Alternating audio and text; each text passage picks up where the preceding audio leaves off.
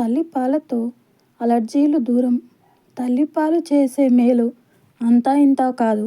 ఇది పిల్లల్లో ఆహార సంబంధ అలర్జీలు రాకుండాను కాపాడుతున్నట్టు తాజాగా బయటపడింది. పిల్లలకు ఘనాహారం తినిపించడం మొదలుపెట్టిన సమయంలో తల్లిపాలు ఇవ్వటం కొనసాగిస్తే అలర్జీల ముప్పు తగ్గుతున్నట్టు పరిశోధకులు గుర్తించారు. 2 ఏళ్ల వయసు వచ్చేసరికి ఆహార అలర్జీలతో బారిన పడ్డ 241 మంది పిల్లలను, అలర్జీలేవీ లేని 82 మంది పిల్లలను పోల్చి ఈ విషయాన్ని గుర్తించారు. ఘనాహారాన్ని తట్టుకునే ప్రక్రియలను తల్లిపాలు ప్రోత్సహిస్తాయని, అందువల్ల రోగనిరోధక వ్యవస్థకు మేలు కలుగుతుందని పరిశోధకులు చెబుతున్నారు.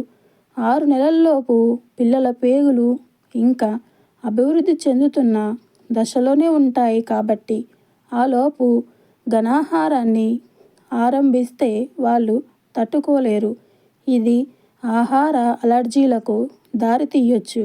కాబట్టి 6 నెలల తర్వాతే పిల్లలకు ఘనాహారాన్ని మొదలుపెట్టాలి.